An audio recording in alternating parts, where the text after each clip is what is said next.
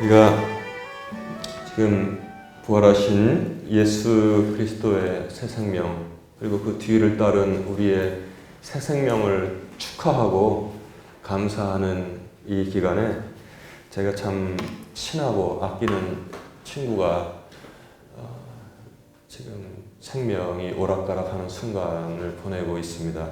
굉장히 고통스러워하고 어려워하는데 생전에 그 친구를 다시 볼 수 있을까 그 생각을 해서 제가 지난 월요일 날 서울에 올라갈 계획을 하고 있었는데 아침부터 이렇게 막 미열이 있는 것 같고, 그러니까 겁나잖아요.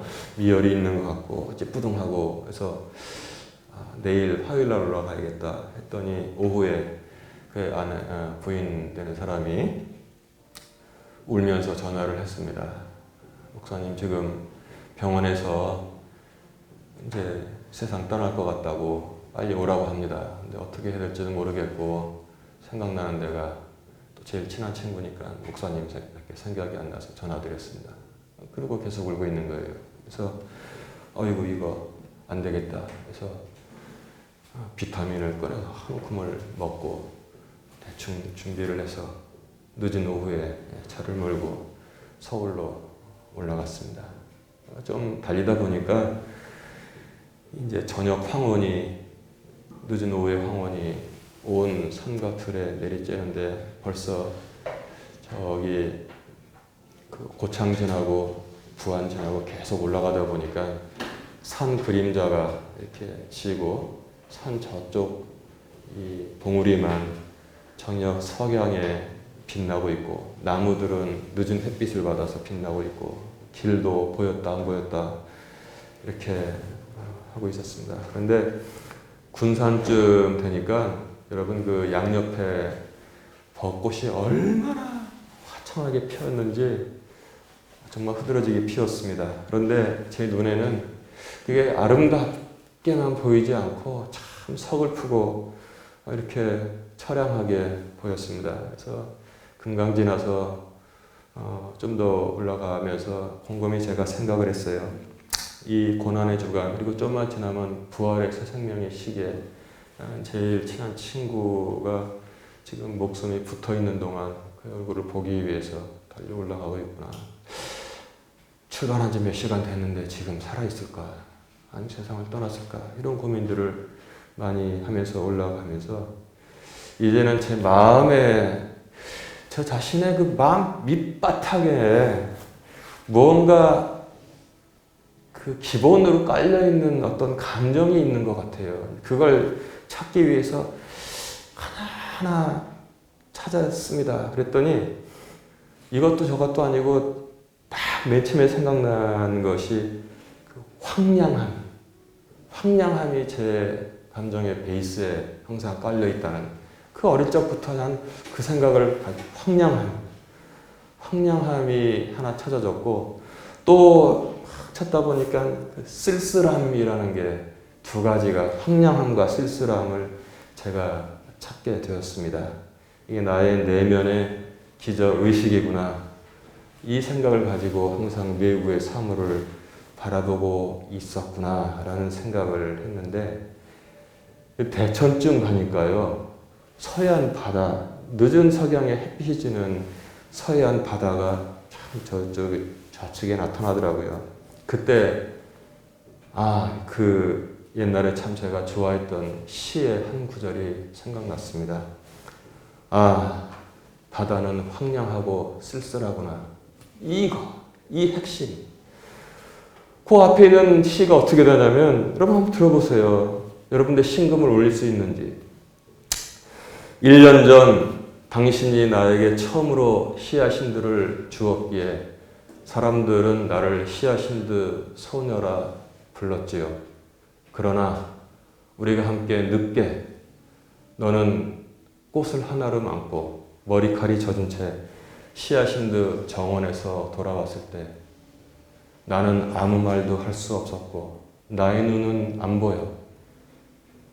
나는 다만 산 것도 죽은 것도 아니고 나는 다만 빛의 핵심, 그 속의 정적을 들여다보았다. 바다는 황량하고 쓸쓸하구나. 이게 바로 바다는 황량하고 쓸쓸하구나.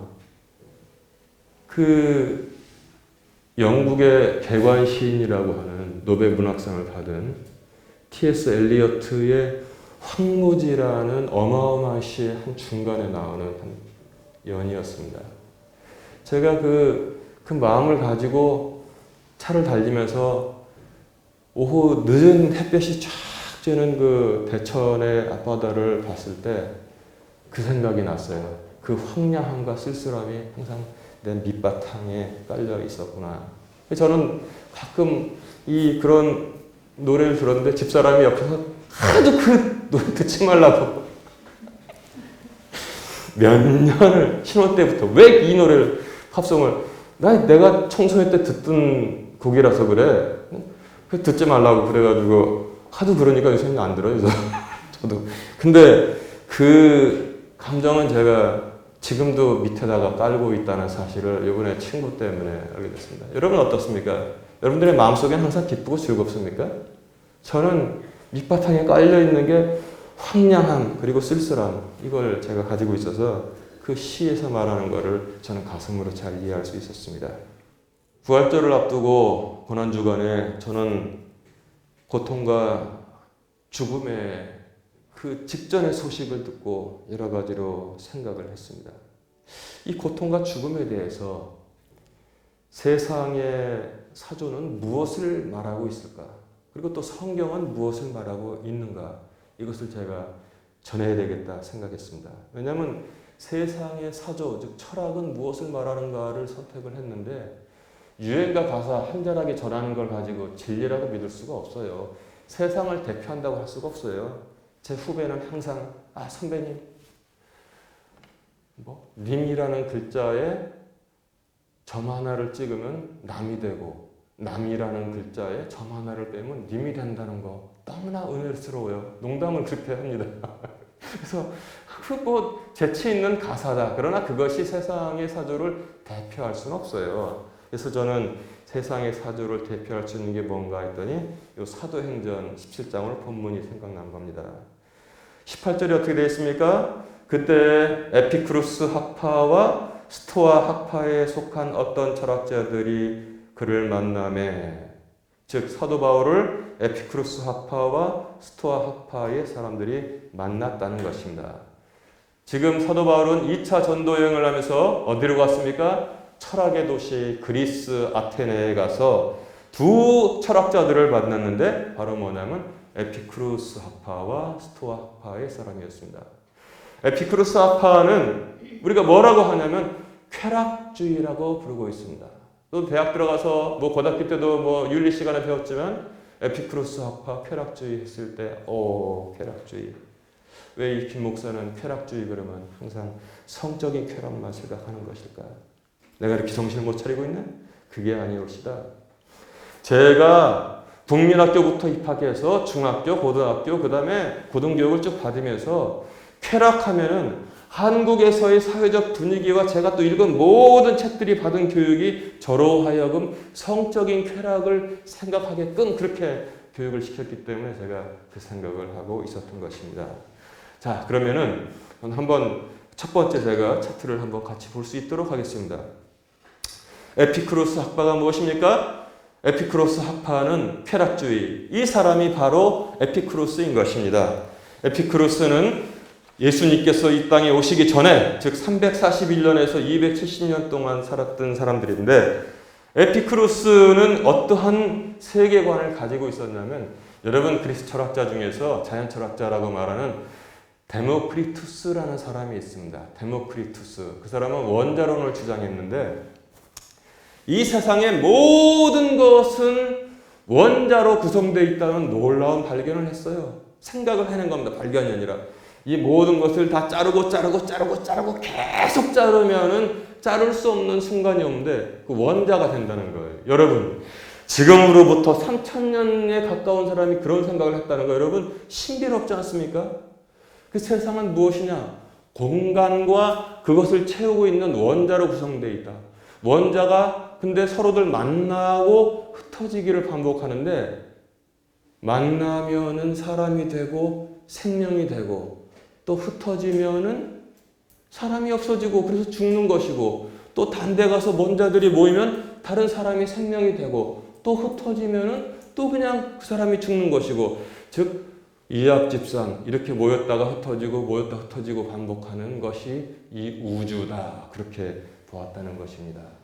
에피쿠로스 학파가 그것을 그대로 받아들였습니다. 그래서 에피쿠로스 학파의 기본적인 생각은 유물론, 즉 이 세상은 모두 원자로 되어 있다, 물질로 되어 있기 때문에 무신론적인 관점을 가지고 있었는데, 이 사람들은 뭐냐면 어떤 생각을 하냐면, 목적은 이게 좋아요, 이거 복음 아닙니까? 이거 이렇게만 되면 좋죠. 삶이 주는 불안과 죽음의 공포에서 해방되는 것을 그들의 목표로 삼았던 것입니다. 야, 여러분 이러고 싶죠? 삶이 주는 불안과 죽음의 공포에서 해방되는 것, 나 이거 복음이라고 생각해요. 근데 어떻게 주장을 했느냐? 원자들이 모여서 내가 존재하면 나는 살아있는 거니까, 죽음은 없고 살아있는 것이니까, 원자들이 또 흩어져서 없어지면 내가 죽은 것이니까, 즉 그때 내가 존재하지 않으니까 죽음이 없다라고 그들은 보았던 것입니다. 따라서 죽음은 우리에게 아무것도 아니다. 보세요. 그러니까 그 사람들 말은 웃기잖아요. 원자까지는 좋았는데 원자들이 모여서 형성을 했어요. 존재하잖아요. 존재하니까 죽음이 없어요. 근데 다 사라지잖아요. 그러면 존재하지 않잖아요. 그러니까 거기 또 죽음도 없어요. 이렇게 좀 약간 이때부터 삼천포로 빠지기 시작했다는 것입니다. 따라서 죽음은 우리에게 아무것도 아니다. 죽음에 대한 태도를 보면 죽음을 무시하고 죽음을 부정하는 사람들이 바로 이 사람들이었습니다. 그래서 쾌락은 뭐냐면 아까 제가 말씀드렸던 성적 쾌락만을 말하는 게 아니고 모든 좋은 것, 그런 것을 다 포괄적으로 말하는 거예요. 그래서 우리가 마음이 편안해요. 우리가 배운 거 있죠. 안빈낙도라는 거 있죠. 안빈낙도. 그냥 저 시골에 가서 농사 지어서 먹고 초가상간 지어서 색시 맞이해서 아들 딸 낳고 살고, 그 다음에 좀 쌀 가지고 막걸리 담아서 그거 꺼내서 마시고, 그 다음에 시도 한 수 짓고, 매화에 눈이 내리면 촛불 켜가지고 매화를 감상하고, 그런 것, 그런 모든 쾌락, 이런 거예요. 예를 들어서 공자가 말한 유붕자원 박래하니 이 또한 불령여로하라. 벗이 있어서 스스로 나를 찾아오니 이것 또한 기쁘지 아니한가. 뭐 그런 거. 뭐 맹자는 천하 득영재하여 교육하니 이 또한 불령여로하라. 맹자는 또 뭐예요? 천하의 영재를 또 얻어가지고 교육을 시키니까 너무너무 하나를 밝히면 열을 알아들어요. 그러니까 너무 기뻐요. 그런 모든 기쁨들을 누리자 하는 것이 바로 이 에피쿠로스 학파, 쾌락주의인 것입니다. 이 사람이 창시자예요. 이 사람이. 그래서 삶의 방식, 처야에 묻혀 살아라. 안빈낙도 하자는 거예요. 안빈낙도. 그러면 삶이 주는 불안과 죽음의 공포에서 해방될 수 있다는 것입니다. 그다음에 이거. 살아있을 때 삶을 즐겨라. 여러분 어서 많이 들었죠? 카르페 디엠 그러잖아요. 바로 이겁니다. 근데 이 사람들이 사실 메멘토 모리는 나중에 나온 말인데, 여러분 권사님들 메멘토 모리 그러면은 이게 뭐냐면 라틴어예요. 무슨 뜻입니까? 내가 죽을 운명이라는 사실을 기억하라 그랬습니다. 너 죽는다는 사실을 항상 잊지 말고 기억해라. 그러니까 살아있을 때 삶을 즐겨라 이렇게 말하고 있는 거예요. 원래 이 메멘토 모리는 참 독특하게 시작된 것입니다. 역사에 의하면 로마 제국이 전쟁을 벌여서 대승을 거뒀잖아요. 그러면 개선 장군이 뭡니까? 무기를 다 내리고 그 다음에 환영 파레이드를 하기 위해서 로마시에 진입을 하는 거예요. 그럴 때 로마는 특이하게 그 개선 마차, 그 개선 장군의 마차를 끄는 말을 뭐라고 그래요? 지금도 차 이름으로 있더구만요, 보니까. 에쿠스라고 그래요. 에쿠스. 장군의 말. 그게 쫙 그런데 장군이 갑옷을 쫙 입고 붉은 망토를 끼고 마차를 딱 타고 오는데, 그냥 양쪽에 얼마나 많은 시민들이 막 꽃을 던지면서 그야말로 예수님을 환영하는 것처럼 호산나는 부르지 않았지만 막 환영한단 말이에요. 그런데 그 뒤에 누구를 태웠냐면 노예 한 사람을 태웁니다. 여러분 그 배너라는 영화 보면 그 장면이 나오죠. 그리고 월계관을 이 개선장군의 머리에 완전히 씌우지 않고 고에 들고 있습니다. 그리고 노예가 뒤에서 항상 그 개선장군의 입에다가 이 말을 외쳐줍니다. 메멘토 모리, 레시피체, 포스테, 에세, 호미눔 이런 말을 계속해 주는 거예요. 응? 너는 죽는다는 사실을 기억하라. 레시피체, 포스트, 테 과거를 돌아보아라. 호미넴, 테, 에세, 메멘토 기억하라. 모든 사람이 죽는다는 사실을. 메멘토 모리, 너는 죽을 운명이다. 이게 희한하잖아요. 교만해지지 않도록 하기 위해서 월계관을 씌우지 않고 월계관을 머리 위에 들고 있으면서 메멘토 모리, 레스피체 포스트 테 과거를 돌아보아라. 호미넴 테스 메멘토 사람들은 다 죽을 운명인 것이다. 메멘토 모리 너도 곧 죽을 것이다. 이것을 기억하라. 퍼레이드 내내 그거 쫓아다니는 거예요. 참 독특한 문화를 가졌다는 것을 우리가 알 수 있습니다. 근데 이게 메멘토 모리가 말입니다. 그냥 막 깊이 박히면은 두 가지로 갈라질 수 있어요. 하나는 허무주의. 에이, 우리는 다 죽으니까 라틴어로 바니타스라고 그래요. 응? 영어로 베니시잖아요. 허무주의가 될 수가 있고 또 하나는 뭐냐면 카르페 디엠. 딱 살았을 때 노세 젊어서 노세 그쪽으로 삼천포로 다 빠지게 되어 있다는 것입니다. 자, 그런데 바울이 만난 사람이 에피크로스 학파 쾌락주의에 이어서 누굽니까? 스토아 학파를 만나게 되었습니다. 자, 그럼 스토아 학파는 어떤 것입니까? 이 사람이 바로 제논입니다. 제논인데 벌써 분위기가 아까 그 사람보다는 좀 약간 좀 검소한 것 같아요. 스토아 학파는 정반대로 쾌락주의가 저쪽에 있다면 스토아파는 정반대로 금욕주의를 강요했는데 여러분 조선을 움직이는 그런 통치 이념이 경북대전 즉 유교였던 것처럼 스토아 철학은 로마 제국의 통치 이념하고 딱 맞아 떨어졌던 것입니다. 이 사람들의 목적은 무엇이냐? 스토아파 인생에 굴곡이 주는 것들을 평온하고 품위 있는 태도로 참아낼 수 있는 윤리적인 삶을 살아가는 것이 바로 이 사람들의 목표이고 목적이었던 것입니다. 근데 재밌는 게 스토아 학파의 철학자들은 노예부터 황제까지 다 있어요. 노예부터 황제까지. 에픽테토스라는 노예는 스토아 학파의 철학자였었습니다. 대단하잖아요. 그 당시 사회에서. 그리고 또 뭐예요? 마르쿠스 아우렐리우스라는 황제는 황제이면서 또한 스토아 학파의 철학자였었어요. 그래서 마르쿠스 아우렐리우스는 서로마 제국이 멸망하기 직전에 그러니까 뭐냐면 오현제라고 했어요. 오현제. 5명의 똑똑한 황제가 아주 전성기를 만들었는데 그 오현제의 마지막 황제가 바로 마르쿠스 아우렐리우스였었어요. 그가 지은 명상록은 아주 유명한 글이 됐는데 제가 고등학교 다닐 때 우리 국어책에 바로 국어책에 마르쿠스 아우렐리우스의 명상록이 실렸던 것을 제가 지금도 기억하고 있습니다. 근데 이제 아들을 갖다 황제로 삼았는데 최악의 아들, 이 코모두스라는 이 황제를 갖다가 이 아들놈을 하는 바람에 로마가 왕창 망해버리, 서로마가 망하게 되는 계기를 마련했던 것입니다. 근데 이 사람들은 어쨌든 금욕주의였었어요. 아까 에피크로스 학파는 뭡니까? 죽음의 공포로부터 벗어나는데 저쪽의 쾌락주의, 죽음을 무시해요. 인정하지도 않아요. 그냥 즐겁게 살면 그 다음에 끝나면 되는 거예요. 근데 이번엔 반대로 뭐냐면 스토아 학파, 금욕주의, 죽음을 순수하게 받아들이자 이런 것입니다. 주장은 무엇이냐?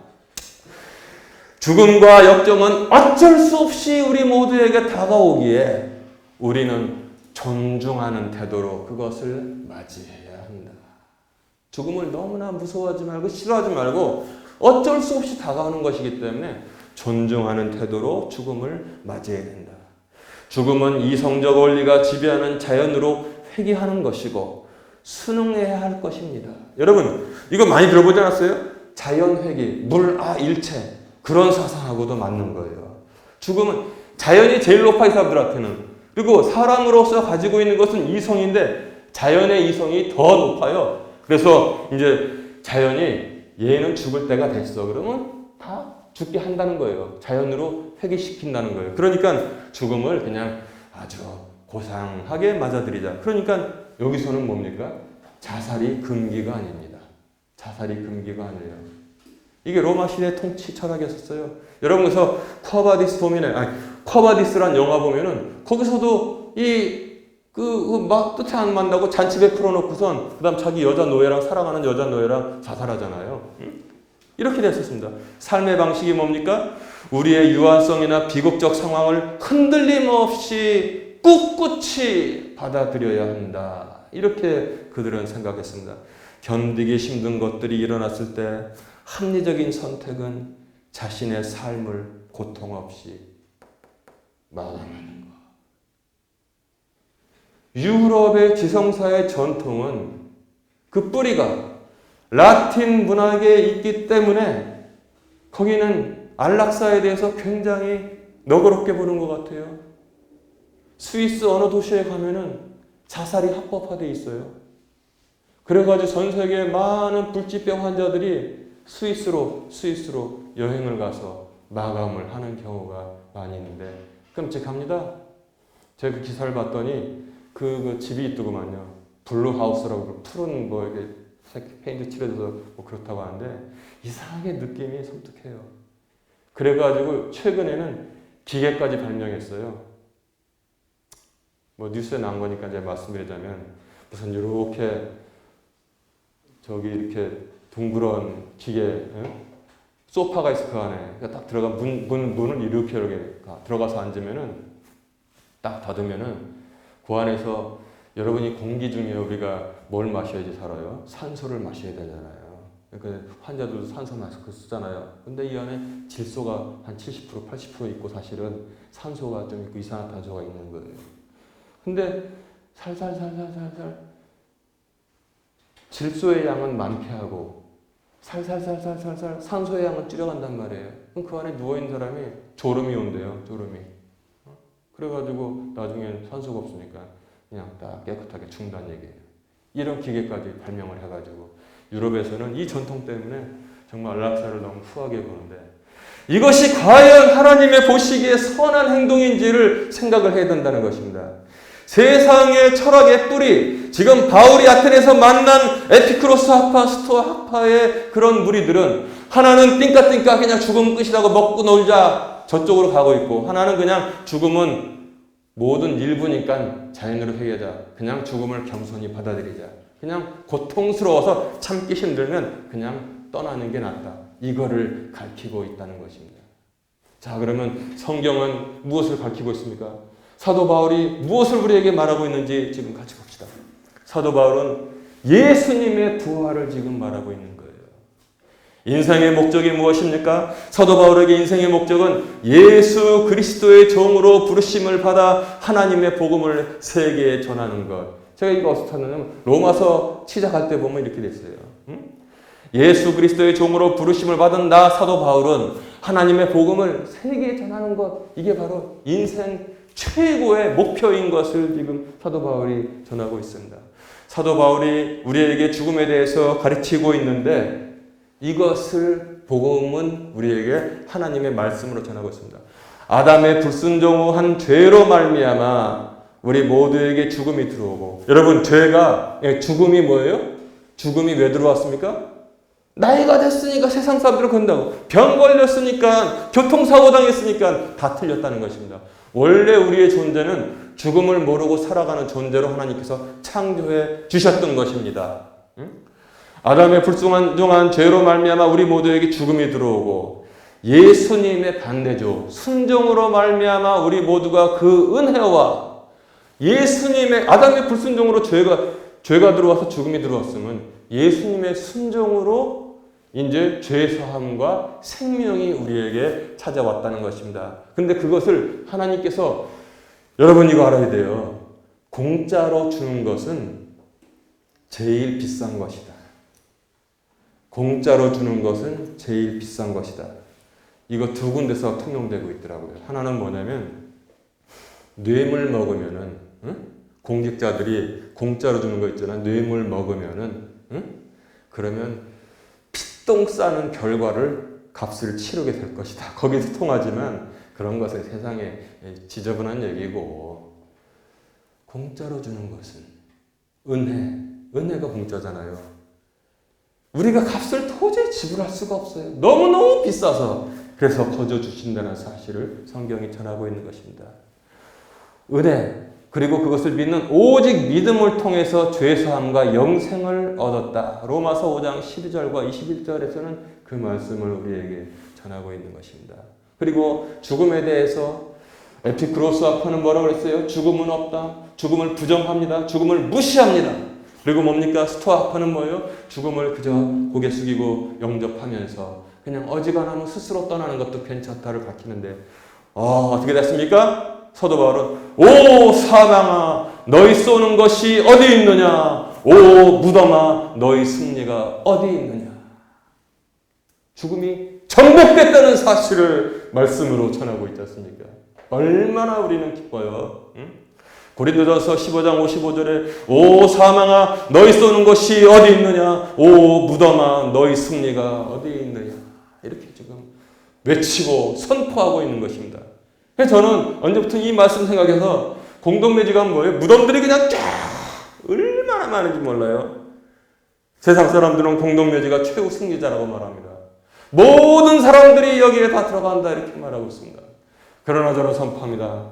바울 힘, 오 사망아 너희 쏘는 것이 어디 있느냐. 그리고 무덤에게 말합니다. 비석이가 말합니다. 오 무덤아 너희 승리가 어디 있느냐. 이렇게 우리가 그리스도의 부활을 통해서 선포할 수 있는 것입니다. 그리고 또 우리는 뭐예요? 가르침이 뭡니까? 우리가 어떻게 살아야 됩니까? 띵까띵까? 응? 안락사? 다 필요 없다는 것입니다. 선한 싸움을 싸우고 달려갈 길을 마치고 믿음을 지킨 모든 자들에게 주 곧 의로운 심판자께서 의의 관을 주시리라. 디모데후서 4장 7절과 8절이 말하고 있는 것입니다. 정리가 딱 되죠. 정리가 돼요. 그러니까 그 다음에 걸 한번 볼까요? 자, 구원의 복음과 세상의 초등 원리. 세상의 초등 원리는 이거예요, 이거. 에피쿠로스 학파. 그 다음 뭡니까? 서로 상극입니다. 그 다음에 스토아 학파. 이것을 초월하면서 이렇게 골로새서는 우리에게 말씀하고 있습니다. 어떤 사람이 철학과 헛된 속임수로 너희를 노력하지 못하도록 조심하라. 그것들은 사람들의 전통과 세상의 유치한 원리들을 따르는 것이요 그리스도를 따르는 것이 아니니라. 골로새서 2장 8절. 어떻습니까? 부활하신 예수를 사도 바울이, 원래는 사도 바울이 뭐 했어요? 서울대 가지고 예수 믿는 남녀를 옥에 잡아 집어넣으려고 봉건받아고 다메섹으로 가다가 부활하신 예수를 만난 다음에 완전히 바뀌어서 이러한 세상의 철학들이 사람들을 속이지 못하도록 하고 그것들은 사람들의 전통과 세상의 유치한 원리들을 따르는 것이요 그리스도를 따르는 것이 아니니라. 우리에게 알려주신 것입니다. 밑바닥에 깔려서 수평으로 되어 있지만 서로 상극이에요. 쾌락주의, 금욕주의, 쾌락주의, 금욕주의 아무리 해봐야 마귀가 쳐놓은 두 족대라고 그러잖아요. 이거 금을 거기에 다 빨려 들어가서 영생을 얻지 못한다는 것입니다. 이걸 뛰어넘는 사도 바울이 빛이신 예수 그리스도, 부활하신 예수 그리스도를 만난 다음에 거기에 속지 말아라. 그것들은 그리스도를 따르는 것이 아니라 그랬습니다. 이게 얼마나 직접적으로 말합니까? 어떤 사람이 철학, 헛된 속임수로 너희를 노력하지 못하도록 조심하라. 근데 고립인 사람들이 있잖아요. 야, 에피쿠로스 학파가 뭔지 알아? 제논이 뭔지 알아? 누군지 알아? 쫙 하면 있잖아요. 이 사람이 제논이에요, 제논. 그러면은 막 듣고서 주일날 예배 드릴 때는 이렇게 설교가 기냐. 근데 남자친구 만나가지고 얘가 뭐 머리 막 곱슬곱슬 기르고 에피쿠로스 학파가 먼저 쾌락주의야. 쾌락이 나쁜 게 아니야. 그러면서 싹 꼬시면 있잖아요. 거기에는 솔깃해가지고 들어가서 이 철학법 속임수로 다 인생 망치게 돼 있다는 거예요. 사는 길은 그리스도의 말씀, 예수님의 말씀과 부활밖에 없다는 사실을 여러분 꼭 기억하시기 바랍니다. 사람들이 멍청하니까 여기 속는단 말이에요. 그것들은 사람들의 전통과 세상의 유치한 원리들을 따르는 것이요 그리스도를 따르는 것이 아니니라. 골로새서 2장 8절. 이거 잘 청년들도 외워놨다가 누가 다 속이려고 그러면 골로새서 2장 8절로 그냥 탁 대응하면 전 이길 것이라고 생각합니다. 사랑하는 성도 여러분, 오늘 바울이 아테네에 가서 에피크로스 학파의 철학자들과 스토아 학파의 철학자들을 만나서 예수님의 부활을 전했을 때 그 사람들은 바울을 뭐로 봤습니까? 이 말쟁이가 무슨 말을 하는지 한번 들어보자. 말쟁이라고 오해를 했고 이방 신들을 전하는 사람들인가 보다라고 오해를 했습니다. 그러나 성경은 우리에게 올바른 눈을 알려주어서 우리가 이 땅에서 정말 황량하고 쓸쓸하게 마음에 품고 살아갈지라도 놀라운 그리스도의 부활의 생명이 우리를 위해서 예비되었고 이미 주어졌다는 사실을 믿고 우리로 하여금 승리하게 합니다. 우리가 기쁨으로 예수님의 부활을 감사하고 이웃에게 전하는 그런 복된 성도들 되시기를 주님의 이름으로 축원합니다.